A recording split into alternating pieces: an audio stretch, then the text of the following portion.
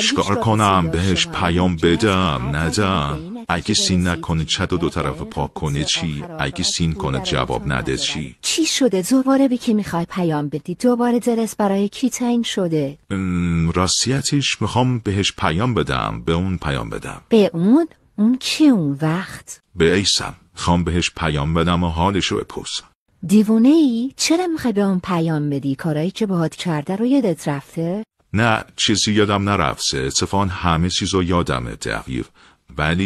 ولی چی؟ چرا هر سری بهش به یه بهونه ای فرصت میدی یا میخوای اونو وارد زندگیت کنی؟